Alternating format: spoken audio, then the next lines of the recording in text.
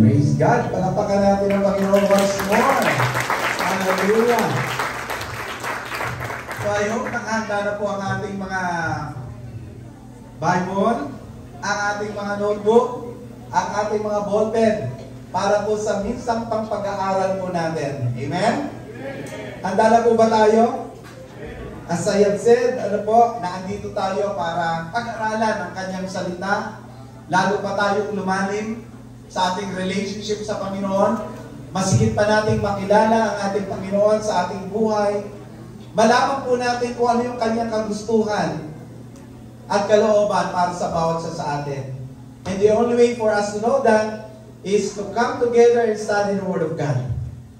So ngayong umaga, patuloy tayong nag-aaral tungkol sa ating theme o sa ating serye, all about focus on the one. And today we're going to talk about love that moves. Let's turn our Bible in the book of John, chapter 4, verse 9 to 11. Ang sabi po ng Bible ay ganito: This is how God showed His love among us. He sent His one and only Son into the world that we might live through Him. This is love. Not that we love God, but that He loved us and sent His Son as an atoning sacrifice for our sins. Dear friends, since God so loved us, so we also ought to love one another. Tayo pong lahat ay umuko at tayo lumapit sa Diyos sa isang panalangin. Lord God, Heavenly Father, once again kami ay nagpupuri at nagpapasalamat sa inyo sa napakagandang pagkakataon ito na kami po, Panginoon, ay mag-aaral ng iyong salita. Buksan mo ang aming puso, Panginoon, at ngayong umaga ay mangusap kayo sa amin, Panginoon. Samahan niyo po kami, Panginoon, ang iyong mensahe para sa bawat isa sa amin. Buksan mo ito, Panginoon, sa aming buhay at higit sa aming mapakinggan po ito po, Panginoon, ay aming maipamuhay. Salamat po, O Diyos, sa iyong salita na buhay at hindi nagbabago, sa iyong mga salita na nagpapabago ng buhay ng bawat sumasampalataya. Holy Spirit, continue to speak into the midst of us right now. Continue to convict our hearts. Continue to guide us and give us the wisdom this morning as we study your words. In the name of Jesus, let us all say, Amen. Amen. When the Apostle John wrote this letter, mga kapatid, the early church was facing what we call deep internal conflict. Nung sinulat po ito ni John. Because at that time, nung sinusulat niya po itong binasa ho natin, there were false teachers who were spreading distorted version of the gospel. They are trying to twist the truth about the Lord Jesus Christ. And at that point, mga kapatid, believers were not only confused doctrinally, they were also struggling relationally. Offenses had been taken, divisions had formed, and genuine love for one another was growing cold. Against this what we call backdrop, John writes not just as a theologian, but as a spiritual father. Ano po? Kasi ang ginawa po ni John, sumulat po siya sa mananampalatayang ito, and he reminds them, not only them, but also all of us, that love is not a merely doctrine to defend, but a life to demonstrate. That's why in John chapter 4, verse 9 to 11, ano po, makikita natin that John paints a what we call radical picture of what real love looks like. Love is not meant to be bottled up or kept inside of us. Real love moves. Yung tunay po na pagmamahal ay hindi po nakatago sa ating mga puso. Hindi po ikinukupli sa ating mga damdamin. Real love moves. Ibig po sabihin, kung tunay kang nagmamahal, kung tunay ako nagmamahal, kung at church ay tunay na nagmamahal, ito ay kikilos. Ito ay gagalaw. Gagawin niya kung ano yung nararapat. Now, think about God's love. Hindi po ito nanatili sa langit, yung pag-ibig ng Diyos. Hindi po ito nanatili doon. It moves from glory to manger, from manger to cross, and from cross to empty tomb. It crossed what we call the greatest distance in the universe to reach you and me. Yan yung pagmamahal ng Diyos. It moves, mga kapatid. And makikita po natin na diyan po, no? Pinupunto po ni Juan, ni John, that if we truly know the love of God, that love will move us to beyond our comfort zones, beyond our self-preservation, beyond our personal offense, towards the people who need to see and experience Christ's love through us. Kung tunay po mga kapatid na alam natin, na uunawaan natin ang pag-ibig ng Diyos, dapat yung pag-ibig na yan ang nagtutulak sa atin mula sa komportableng ilalalagyan po natin. Mula po sa ating self-preservation, mula po sa ating mga pansariling kalalagayang maayos, patungo po doon sa mga tao na wala pa sa Panginoon para maranasan din po nila yung pag-ibig ng Diyos sa pamagitan po natin. So here's the question na gusto kong i-discover natin today. What kind of love will not stop searching until the one is found? Ano yung klase ng pag-ibig na yon na hindi titigil, hindi hihinto, hindi kayang pigilan hanggang maabot po yung nag-iisa na wala pa sa Panginoon? First, what kind of love? Love that reaches out. Ang sabi po ng verse na binasa natin kanina, chapter 4, verse 9, part of that verse, God showed His love. Paano pinakita ng Diyos? He sent His Son. Ang sinasabi po ni John dito ay napakalinaw. Ang pag-ibig po ng ating Panginoon ay hindi lang po basta pakiramdam na itinago po ng Panginoon sa kanyang puso, sa kanyang sarili. Ang pag-ibig po ng Diyos ay gumalaw, kumilos, lumapit, umabot. Ang tunay na pag-ibig, mga kapatid, hindi nananatili sa damdamin. Ito ay gumagawa ng unang hakbang.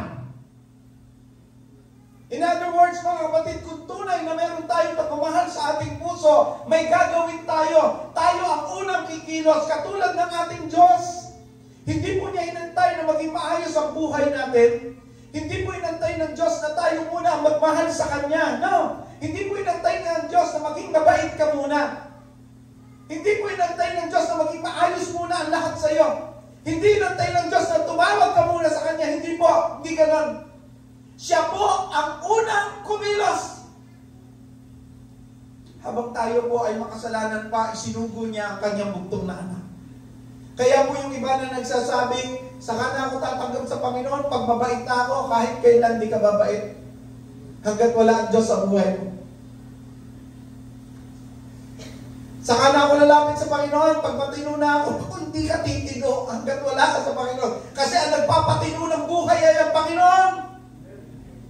Yun nagsasabi, saka na ako lalapit sa Panginoon, pag wala na yung ganito, wala na yung ganyan, wala na yung ganito. Hindi po. Hindi inaantay ng Diyos na alisin mo muna lahat yan bago ka lumapit sa Kanya. Dahil isinugo ng Diyos yung Kanyang bugtong na anak ng panahon na makasalanan ka at makasalanan ako. In other words, tanggap ng Diyos na kailangan mo siya para maayos ka. Hindi ka maayos kung wala ang Panginoon. Amen?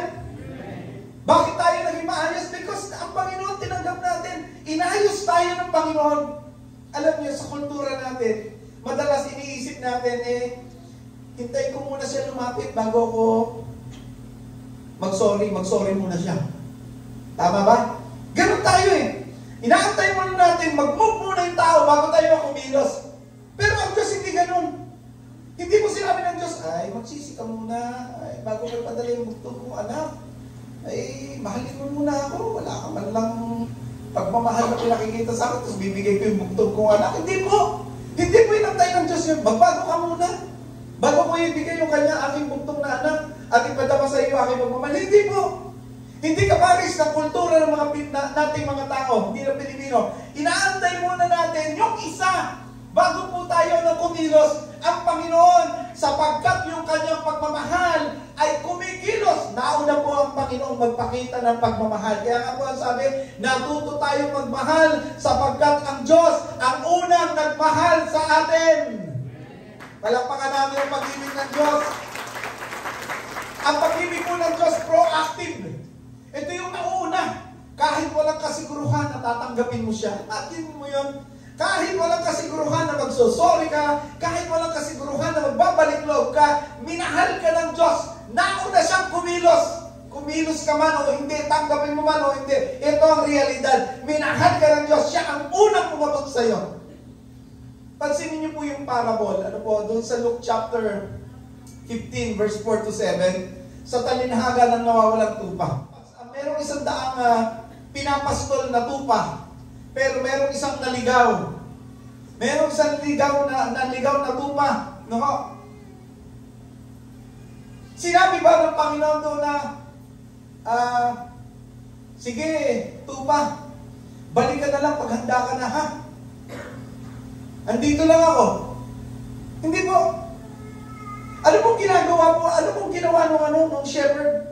Iniwan po niya yung 99 sa parang, hinanap niya po hanggang matagpuan yung nag-iisa. Proactive.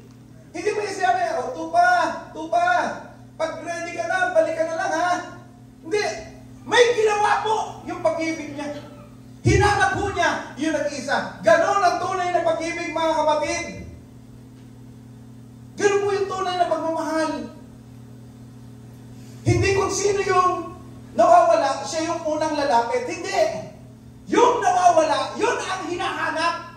Yun ang lalapitan. At kung meron tayong busilak na pagmamahal, yung pag-ibig na galing sa Panginoon, tayo ang mauuna. Tayo ang pupunta. Tayo ang maghahanap. Kasi proactive din yung pag-ibig na meron tayo. Alam niyo, ayon po sa behavioral science, karamihan po ng tao na may mga pinagdadaanan, hindi sila nahingi ng tulong ng direkta. Kaya nagugulat na lang tayo kung minsan mayroong mga taong biglaan lang po winawakasan ng buhay. Totoo po yun. Pero alam niyo po, hindi man sila direktang humihingi ng tulong, meron po kayong mga senyales na makikita. Halimbawa, dati kong tahimik, biglang nagiging maingay. O kaya po, pagka naman po maingay, biglang nagiging tahimik. O kaya nagpapabago-bago ng kilos. O kaya biglang nagiging loner, nagiging aloof. Ang tanong ko po ito, kayo po ba sensitive sa mga ganon? Alam niyo po kasi yung tunay na pagmamahal, yung totoong pag-ibig, marunong magbasa ng ganitong mga senyales, mga kilos. And katulad po ng Panginoon, ano po, tulad ng Diyos, nakikita niya ang ating kalagayan, tumutugon agad siya bago pa po tayo humingi ng tulong. Mga kapatid, kailangan merong mag-initiate. Kasi kung wala mag-i-initiate, baka yung hindi magkasundo, hanggang ngayon, hindi pa rin magkasundo. And the same po, pagdating sa spiritual life, may mga tao po na malayo sa Diyos, kamag-anak mo yan, kaibigan mo yan, o sino mang nakapaligid sa iyo, kailangan pong merong tao na tatayo as common friend. Kaibigan mo at kaibigan ka ng Diyos. Amen po ba? At ikaw yung tatayo para mag-initiate, magkasundo, o makipagkasundo ang taong ito sa Panginoon. Someone has to take the first step. At sino yun? Ikaw yun. Sabi mo sa katabi mo, ikaw yun. Amen. Palakpakan natin ang mga kapatid natin. Sino po yan? Tama. Now, sino po pinapupuntahan sa iyo ng Diyos ngayong week na to? Huwag ka na po maghintay ng perfect timing. Kadalasan, walang ganon. Walang ganon. Walang perfect timing. Sa taong nagmamahal, sa taong may malasakit, lahat ng oras perfect timing. Di ba? Hindi mo hintayin yung tao, naghihingalo muna bago mo si-share ng gospel. Naghihingalo ka na, malapit lang, share kita ng gospel. Alam mo kasi, yung tao, tinatago pa si Lord? Hindi. Hindi tinatanggap mo. Hindi kailangan ganun mga kapatid. Hanggat malakas, hanggat buhay, take the initiative. Sabi nga po ni Bob Goff, sabi niya, Love is never stationary. In the end, love doesn't just keep thinking about it or keep planning for it. Simply put, love does. In other words, ang sinasabi po ni Goff ay ganito, kung mahal mo talaga, may ginagawa ka tungkol doon, hindi lang puro salita o puro plano, dapat meron kang ginagawa. Kung hindi ka kasi lalapit, baka wala nang ibang lalapit at who knows, ikaw pala talaga yung gagamitin ng Diyos para sa taong yan for Him to know the Lord. So always remember mga kapatid, yung pag-ibig na gusto ng Panginoon ay pakita natin ay pag-ibig na umabot. Love that reaches out. A second, what kind of love? Ano po? This is the second. Love that sacrifices. Love that sacrifices. Look at John chapter 4 verse 9 10. Again, let's go back to the text. Ang sabi po doon, that He might live through Him. This is love. Not that we love God, but that He loved us and sent His Son as an atoning sacrifice for our sins. Ang tunay po ng pag-ibig, hindi lang po umaabot. Handa rin po itong magsakripisyo. Amen? Amen? God's love is not cheap love. Hindi ito, I love you sa salita lamang.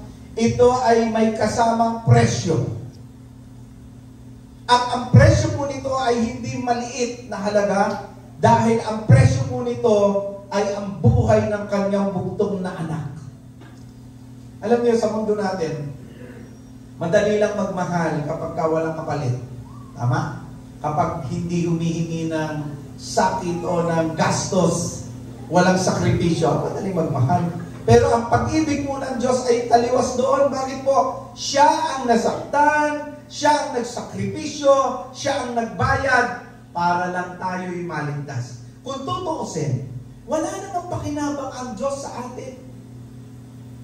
Wala. Sige nga, isipin nyo ako. Sige, come to think of it. Anong pakinabang ni Lord sa inyo? Sa akin. Sige nga. Pag-isipan nyo mabuti. Ano ang pakinabang ni Lord sa akin? Ang mga laga sa mundo? Hindi ba yung kaya ng mga anghel? Kaya ng mga anghel o hindi? Kaya. Pastor, hindi mo na itatanong ako. Umahawit ako sa Panginoon. Tanong, kaya bang umawit ng mga anghel sa Panginoon? Maganda pa! Sigurado yun! Amen? So, ito ang tanong ko. Ano ang pakinabang ni Lord sa iyo? Wala na nga tayong pakinabang kay Lord kung tutuusin. Wala pa tayong ginawa kundi sakta ng puso ng Panginoon. And yet, sa kabila ng lahat ng yun, mga kapatid, ang tindi ng presyo na ibinigay ng Lord para matubos lang tayo, para abutin lang tayo. Alam nyo, pag binalikan nyo yung kwento ni Abraham sa Genesis chapter 22, inutusan ng Diyos si Abraham, di ba? Ihandog yung kanyang kaisa-isang anak, si Isaac. Si Isaac po ang kaisa-isa niyang anak, ang katuparan ng pangako ng Diyos. Mahirap, masakit, pero handa siyang sumunod. Bakit? Dahil mahal niya ang Diyos higit sa lahat. And ganito rin naman po, in likeness, mga kapatid, kung ginawa ng Diyos para sa atin, siya mismo ang nagbigay ng kanyang anak para lang sa ganon matiyak ang kaligtasan mo. Yun ang ginawa ng Lord. Eh tayo po, ano po bang sakripisyo na nagawa natin para kay Lord? Meron po ba? Meron na po ba tayong sakripisyo na ginawa? Alam niyo po, ang pagsasakripisyo, naghahatid yan ng joy. Katotoo lang. Ayon po sa research sa neuroscience, kapag nagmamahal tayo ng totoo o ng tapat, merong bahagi po ng utak po natin na tinatawag na reward center na a-activate po ito. Pero ito po ay mas matinding na-activate kapag nagbibigay tayo o nagsasakripisyo tayo kaysa po sa tayo ang tumatanggap. Kaya pala, sabi ni Paul, doon sa Book of Acts, no po, sabi ng Panginoon, no? Through Paul, si Paul nagsabi po nito. Sabi po ni Jesus ay, Acts 20:35, it is more blessed to give than to receive. Kaya po pala binanggit yun because wild na po sa mga tao, talagang inilagay ng Diyos sa atin na kapag tayo po ay nakakagawa ng sakripisyo, mas higit po tayong nagiging masaya. Sino po dito gusto maging masaya? Praise God. Amen? Dapat ready ka mag-sacrifice. Now, ito po ang tanong. Sino po ang tinatawag ng Diyos, no? Na dapat mong pag-alayan ng iyong oras, ng iyong lakas, ng iyong yaman. Handa ka bang mag-sacrifice ng iyong sarili, ng iyong oras, panahon, ng iyong kayamanan para lang makaabot sa iba? Alam niyo po, pag nagsasakripisyo tayo para sa iba, nagkakaroon tayo ng kagalakan. Dahil doon natin nararamdaman na talagang tayo ay umiibig ng tunay. Sabi nga po ni Elizabeth Elliot, sabi niya, love is not love until it costs you something. Yun ang tunay na pag-ibig, mga kapatid. Kung walang sakripisyo, baka hindi po yan pag-ibig, baka convenience lang. Remember, Christ suffered for you, leaving you an example that you should follow His steps. 1 Peter chapter 2, verse 21. Always remember, mga kapatid, evangelism is not easy. It costs time. It will cost your convenience, even your reputation, mga kapatid. Pero kung ang Diyos ay nagsakripisyo para sa atin, bakit tayo magdadalawang isip? Let love push you beyond your comfort zones. Yung mamigay po ng flyers, yung mag-share ng faith, kumakain ng oras, nagsasakripisyo tayo. Why? Yun ang ginawa ng Diyos para sa atin. Maligtas lang tayo. Palapakan natin ang Panginoon. What kind of love? This is the third. Love that compels us to share the gospel of Christ. Love that compels us to share Christ. Ano pa paalala po ni John? Chapter 1, verse, 1 John chapter 4, verse 11. 1 John chapter 4, verse 11 ng John, sabi po, dear friends, since God so loves us, we also ought to love one another. Kung ang pag-ibig po ng Diyos ay tunay na nasa atin, hindi ito mananatiling nakakulong sa puso natin. Natural lang na kapag puno ka ng isang bagay, umaapaw. Amen? So kapag ka ikaw ay puno ng takot, lumalabas yan. Lumalabas po yan. So ang tanong ko po, ano po ba ang pumupuno sa puso natin? Pag ang puso po natin ay puno ng galit, lumalabas yan. Pag ang puso mo ay puno ng kapangitan, lumalabas yan. O, tignan yung katabi nyo. Nalalabas po yun. Totoo mo, maniwala po kayo. No? Kapag ka pinupuno natin ang puso natin ng kagalakan, lumalabas yan. Kapag ang puso mo masaya, kita yan sa'yo. So kung ano po yung pumupuno sa puso mo, ano ang bagay yan, umaapaw, nakikita yan.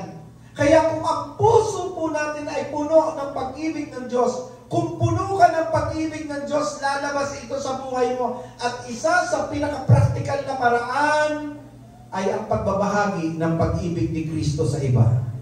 Everybody say amen. Sabi mo nga sa katabi mo, mag-share ka. Tama. Di ba? Ang tagal na po natin pupunta sa church every Sunday. Hindi ho tama na we will just come here every Sunday and then depart to work, depart to study, but not doing our part to share the gospel. Every Sunday, nag-aaral tayo mga kapatid ng salita ng Diyos, lumalago sa Word of God. Hindi para lamang sa ganon, kundi gusto ng Panginoon magamit po tayo, ibahagi yung pag-ibig ni Kristo. Alam nyo, hindi lahat ng tatawag at magtatanong sa iyo tungkol kay Jesus ay tatanggap. Hindi lahat ng lalapit sa simbahan ay para makilala ang Panginoon nating minamahal. Kaya kung mahal natin sila, gaya ng pagmamahal ng Diyos, tayo na po ang mauna. Tayo na po ang magsimula. Hindi natin ipagkait ang pinakamahalagang balita na may tagapagligtas na namatay at muling nabuhay para sa kanila. Amen po ba? Tingnan niyo po yung nangyari doon sa John chapter 4. Nakilala ng Samaritan woman si Jesus doon sa balon. Noong pong makilala niya ang pag-ibig at katotohanan tungkol sa Panginoon, nagtatakbo siya pabalik doon sa bayan at ang sabi niya, "Come see the man who told me everything I ever did. Could this be the Messiah?" Hindi po siya sinabihan ni Jesus na, "O ayan, mag-evangelize ka." Kusa lang po niya. Kinusa lang niyang pumunta sa bayan at ipamalita na na-encounter niya yung Messiah, yung tagapagligtas. Why? Because yung puso po niya ay hindi niya mapigilan, punong-puno, nag-uumapaw sa pag-ibig na natanggap niya mula sa Panginoon. Alam niyo po, ayon po sa social psychology, kapag ang isang tao po ay nakaranas ng life-changing event, malaki ang tendency niyang i-share ito sa iba. Ang tawag po dito ay emotional contagion. Kapag merong something na nabago sa iyo, sobrang excited ka na i-share po ito. Tama po? Tama po? Pag na-inspire ka, wala kang magagawa kundi i-share yung naandun sa puso mo na nagpatuwa at nagpagalak sa iyo. Now, ito po, kung gaano katindi yung joy and hope na naramdaman mo nang makilala mo si Kristo, dapat ganun din yung urge na meron ka para i-share po ito. Ganyan ang dapat na epekto ng pag-ibig ng Diyos sa atin. Ito po ang tanong ko, naramdaman niyo po ba yung joy and hope and love ng Panginoon sa buhay niyo? Kasi kung nararamdaman niyo, sige, palakpak po natin sa Panginoon yan. Kasi kung nararamdaman po natin yan, hindi ka dapat napipigilan. Hindi ka dapat natitigilan. Dapat sinishare mo ito. Sino sa paligid mo ang wala pang relasyon kay Kristo? I-share mo si Christ. I-share mo yung joy, yung hope na naranasan mo dahil sa pag-ibig ng Diyos. Simulan mo sa isang simpleng paraan. Why not share your testimony? Ano dati ang buhay mo? Ano ngayon ang buhay mo? Ano ka dati nung hindi mo pa nakikilala si Kristo? At ano ngayon ang buhay mo simula nang tanggapin mo at makilala ang pag-ibig ng Panginoon? The gospel comes to you on its way to someone else. Meaning, when you receive the gospel, it's not meant to stop with you. It's meant to pass through you to others. Kapag punong-puno ang puso mo ng pag-ibig ni Kristo, hindi mo maiiwasang magbahagi. Hindi dahil obligado ka. Hindi po. Dala po ito ng alab ng pag-ibig na nag-uumapaw sa puso mo. Alam niyo po yung kantang, I have decided to follow Jesus. I have decided to follow Jesus. Alam niya? I have decided to follow Jesus. No turning back, no turning back. Alam niyo po ba na hindi naman po Amerikano ang gumawa ng kantang yan? Noong 19th century mga kapatid, merong isang tribo sa India na tinagurian pagdating po sa napakatinding pagtutol sa tinatawag po nating gospel. Now, meron po doon sa tribo na yon isang pamilya na naging mananampalataya, naging Kristiyano. At dahil po sa kanilang pananampalataya, yung pinaka-leader po ng tribo ay nagalit. Kaya po ang ginawa sa pamilya pong ito, sila po ay dinala doon sa sentro ng baryo. At sinabi sa kanila na dapat nilang talikuran ang kanilang pananampalataya kay Kristo. Dahil kung hindi, isa-isa silang mamamatay. At ang una pong iginapos para sabi nga po ay patayin. Ang una po doon ay yung ama, sumunod po yung anak, pagkatapos po ay yung kanyang asawa. Pero sa pagkakataong ito, hindi yung ama ang unang papatayin. Sa pagkakataong ito, ang unang papatayin ay yung anak. At ang sabi po ng leader ng tribe, kailangan mong itatwa ang iyong pananampalataya kay Kristo. Ang sagot po nitong ama, I have decided to follow Jesus. No turning back. Nang patayin po ang kanyang mga anak dahil sa kanyang sinabi, ang kasunod na statement na sinabi po niya, though none go with me, I will still follow. At ang kasunod po noon, siya at ang kanyang asawa ay papatayin. Pero patuloy po niyang kinantat sinabi, the cross before me, the word behind me. Ang kanilang tapang, mga kapatid, at pag-ibig kay Kristo ay nag-udyok sa marami sa kanilang tribo, kabilang na po yung pinuno na nagpapatay sa kanila, na tumanggap din sa Panginoon. Palakpakan natin sila. That's what happens when love compels us to share. People see, people hear, and people believe. John's words reminds us, love is not just a feeling of enjoy. It's a force that moves us. Force that moves us outward to the world. Force that moves us downward in sacrifice. Force that moves us upward in obedience to our God. What kind of love will not stop you and me searching until the one is found? First, love that reaches out. Meaning, willing to take the first step. Kung may gap, ikaw ang unang lalapit. Kung may sugat, ikaw ang unang aabot ng iyong kamay para magpatawad. Kung ang isang tao hindi pa nakakakilala kay Kristo, ikaw ang unang aabot. Hindi mo sila hihintayin para hanapin ang Diyos. Ikaw ang hahanap sa kanila para makilala nila ang Diyos. What kind of love? Love that sacrifices, meaning willing to pay the price. Handa ka magbigay ng oras, handa ka magbigay ng panahon, handa ka maglabas even ng iyong kayamanan. Pag-ibig na walang presyo, madali lang yan. Pero yung tunay na pag-ibig, merong halagang babayaran. Bibigyan mo ng oras, bibigyan mo ng pagpapagod, magbahagi ka ng resources, at kung minsan even yung pride, kailangan mong ibaba, maabot lang yung iba. What kind of love? Love that compels us to share. Meaning, we are willing to go and testify about the love of our Lord Jesus Christ. Hindi natin ito kayang itago kung talagang ito ay sumusulak sa ating kalooban. Kung talagang ang puso po natin ay nag-uumapaw sa pagmamahal ng Diyos, hindi natin mapipigilang ibahagi ang good news kung tunay po natin itong naranasan. Mga kapatid, this morning I want you to know that the world is starving for real love. Not just words, not just like on social media, not just I'll pray for you pero wala naman talagang aksyon. Kung tunay po nating mahal ang Panginoon, tunay nating kilala ang Panginoon, tunay nating naranasan ang kanyang pag-ibig, kikilos po tayo.